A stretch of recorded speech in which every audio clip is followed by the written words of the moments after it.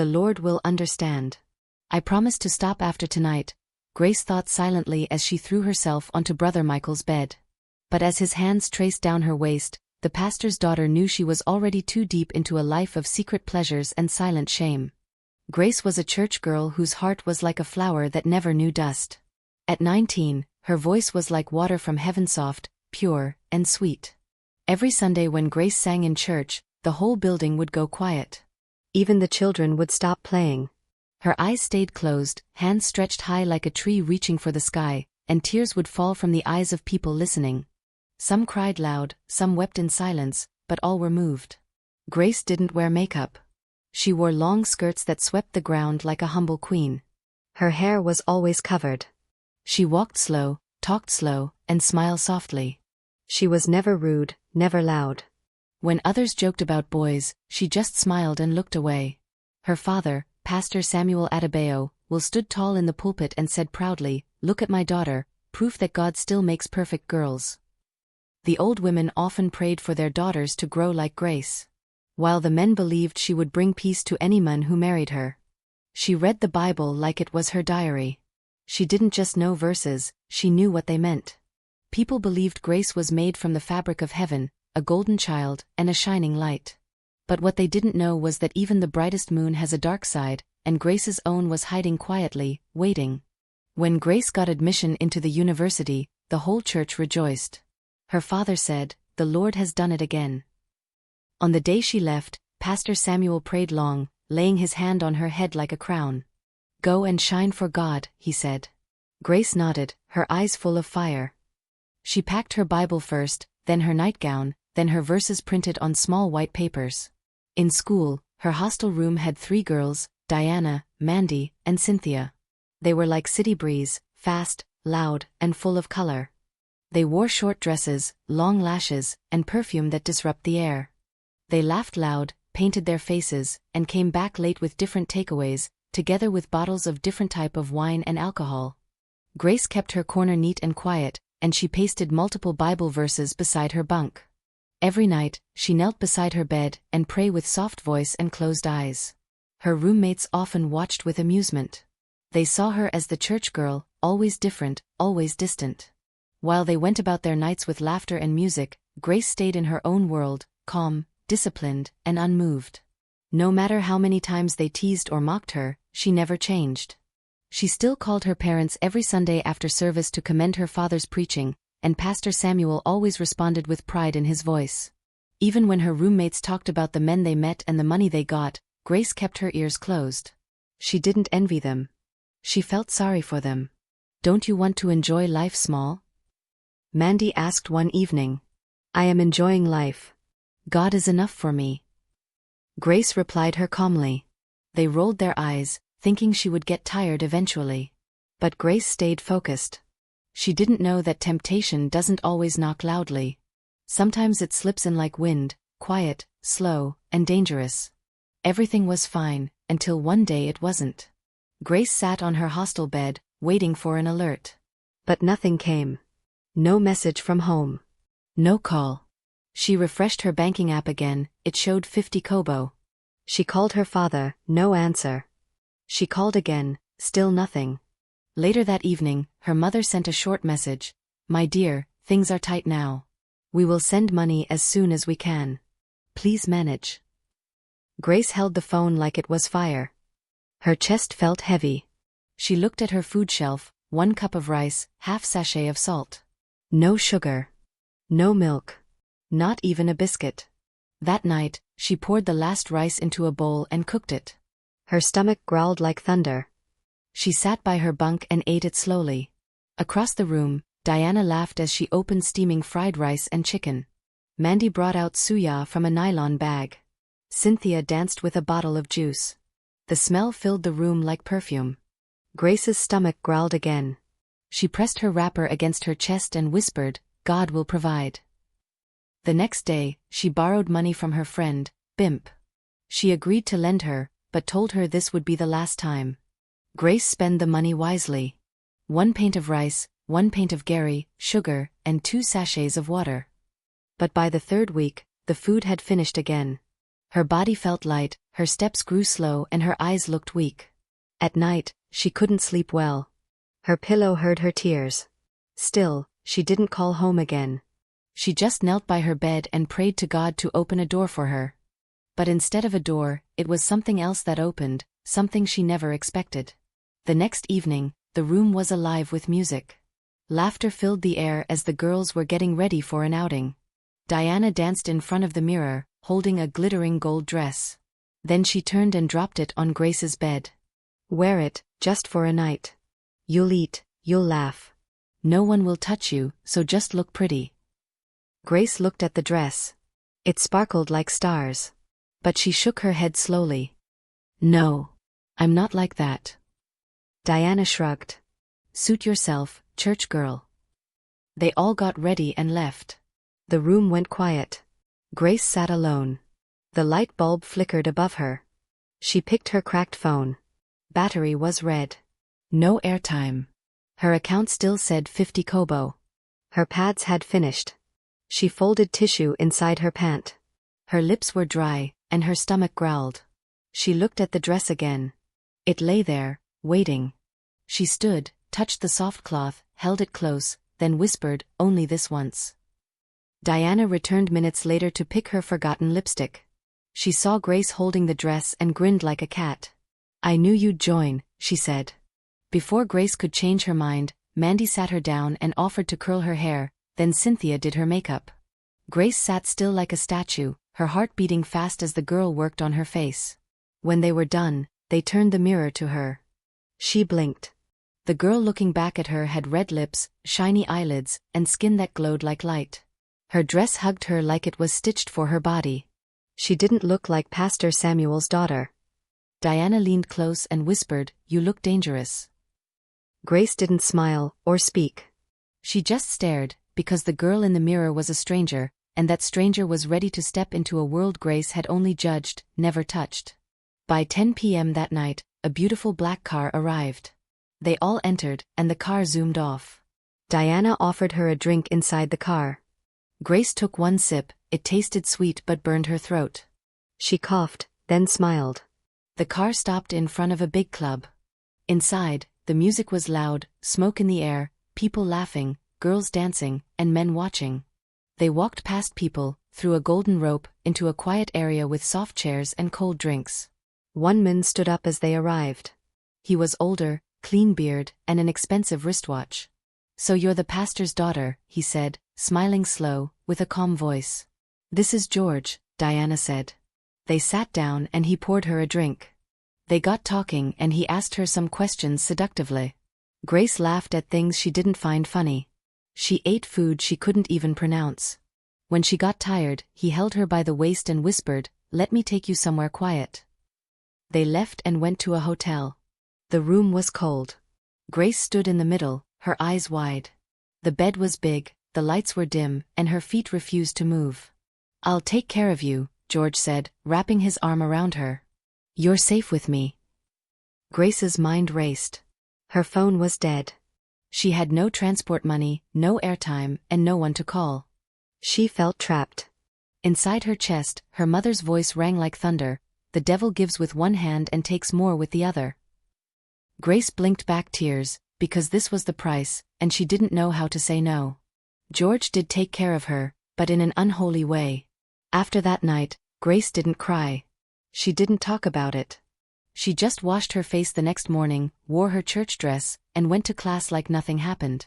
Her roommates looked at her and smiled, knowing she was one of them now. And truly, she was. The next Friday, they went out again. And again. Grace no longer watched them when preparing for clubbing, she joined them. Her dresses got shorter and her lips stayed red. Grace became two girls in one body. In the morning, she was the same old Grace with Bible in hand, long skirts, eyes closed in worship. Her voice still soft, her prayers still deep. She still joined the church fellowship, and still sat in front. But when the sun went down, the other Grace came out, lipstick red like ripe tomato, wigs in different colors, shoes clicking like a marching band. Her clothes hugged her like secrets. She no longer waited for Diana to invite her out. Now she dressed before them. Sometimes she even chose the club they would attend. Grace didn't need help anymore. She had perfumes her mother never bought. She had 2 phones, one for school, one for business.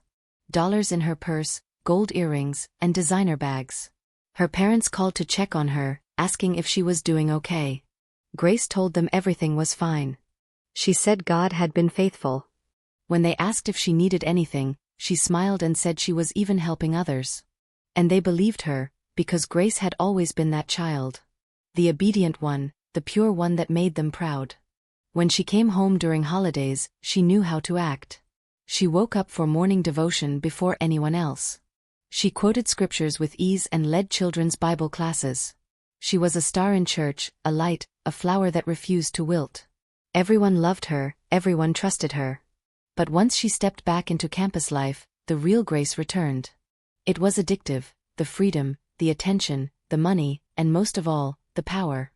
Men gave her anything she wanted, phones, money, weekend trips.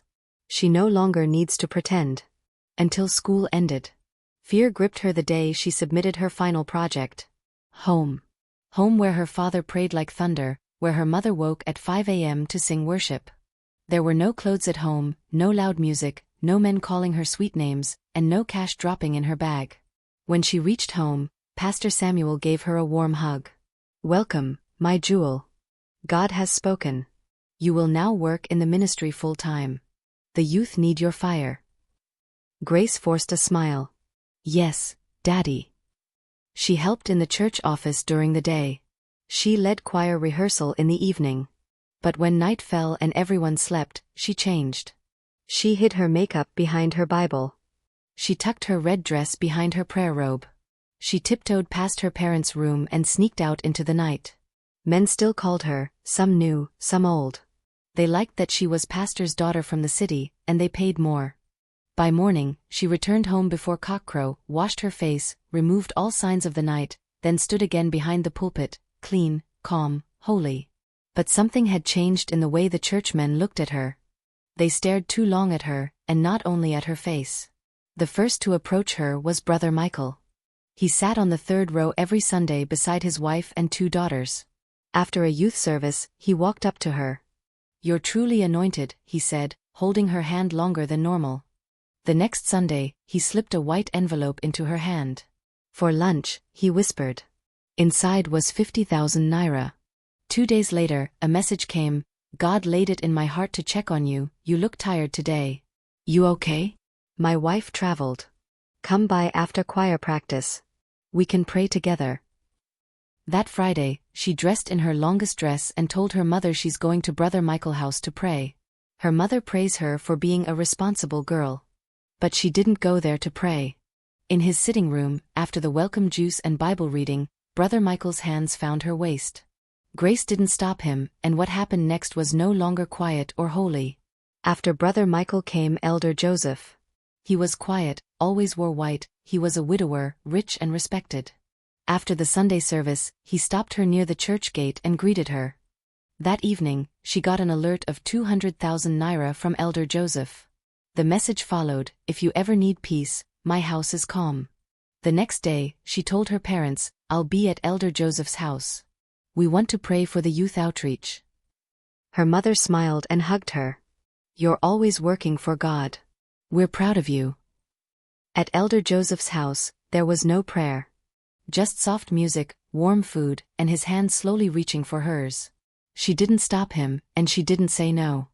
Then came Pastor David, young, handsome assistant pastor who was loved by the church members. He called her one Tuesday afternoon.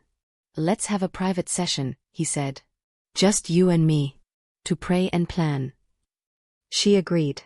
That week, she went to his office. He locked the door softly. He opened his Bible, read a verse about purity, then prayed. He laid hands on her head, but the prayer changed. His hand moved from her head to her shoulders, then slowly down her back. "Don't be afraid. This is spiritual covering," he said. Then he hugged her too close. Grace didn't pull away, and the private session proceeded as planned. After finishing school, she had many encounters with multiple men, both from the church and outside. She has changed, but her parents didn't notice. They still believed their daughter was in the Lord's hands. Her life became soft. Too soft. She now had 3 phones, one for church, one for men, one for silence. She wore expensive shoes and expensive wigs. Dollars slept under her bed, wrapped in old wrappers. When she wanted to go out, she would tell her parents she's going for mountain fasting, and they won't question her. Her father still say she would take over his ministry one day. She would nod with a small smile. They didn't notice her new phone, nor ask about her expensive dresses, or why she was always tired. Maybe they didn't see the lies. Or they didn't want to. She still sang in church like before, still led the youth with strong fire. But she had lost her connection with God. She knew blessings didn't come from heaven, they come from pockets. One morning, Grace woke up with a sharp twist in her belly. She rushed to the bathroom and vomited violently. Her hands held the sink, her head felt hot, and her knees trembled like dry leaves. Her mother knocked gently. "Grace, are you all right?" "It's malaria, Mommy. I'll be fine." Days passed. She threw up again and again. Her clothes stopped fitting, her waist refused to stay flat. But her mother was watching her closely. One afternoon, while folding Grace's bedsheet, she found something under the mattress, a small test strip, still fresh and wet. She picked it. Her eyes grew wide. 2 lines. She rushed back to the room. "Grace, what is this?" Grace froze. Her lips trembled. Her hands dropped to her sides. Her mother sat beside her. "Talk to me. Who did this to you?" Grace stared at the wall, her heart pounding. Then slowly, her voice broke. She tearfully explained how it all started at school, when money stopped coming, how she was tempted and tried to avoid her friends, but eventually gave in and became a street girl. Her mother asked who got her pregnant, but Grace couldn't give a specific name. Instead, she began listing the few she could remember, some from church, others from outside. Tears rolled down Grace's face like a stream after rain. "I didn't know who got me pregnant. I don't even know who to blame," she whispered. Her mother cried. She wept like a mother who just lost her child, even though her child was still beside her. But she didn't scream. She didn't shout. She just held Grace close and whispered, "Your father must not know. Not yet, please." Grace's mother bought her new gowns. Big ones. Loose ones. She stopped going out often. They whispered in the kitchen, and prayed in corners. "Nobody must know," her mother kept saying, "just until we figure it out." But secrets don't stay small forever. One Sunday morning, church was full and the choir were prepared. Pastor Samuel was happy that his daughter would lead worship again. Grace wore a long gown and tied her scarf well. She stepped forward, microphone in hand. She closed her eyes, she lifted her hands, and began to sing. But halfway through the first verse, her knees buckled.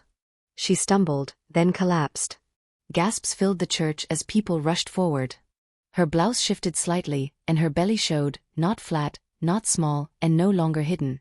Whispers ran through the crowds like wildfire. "Is she pregnant? How? She's the pastor's daughter. No. It can't be." Her names were being called in pieces. Grace. Pregnancy. Disgrace. Shame. Pastor Samuel was shocked, but his wife held his arm tightly and asked them to go home. She said she would explain. That evening, the church was quiet like a graveyard. Chairs were arranged in a circle, elders, deacons, pastors, members. All waiting and whispering. Pastor Samuel stood in front, shaking. His Bible pressed tight to his chest. His wife sat beside him with a pale face. Grace sat alone. Head down, hands joined, belly rising gently under her gown. Pastor Samuel cleared his throat. "Grace, is it true?" She hesitated, and nodded weakly. He swallowed.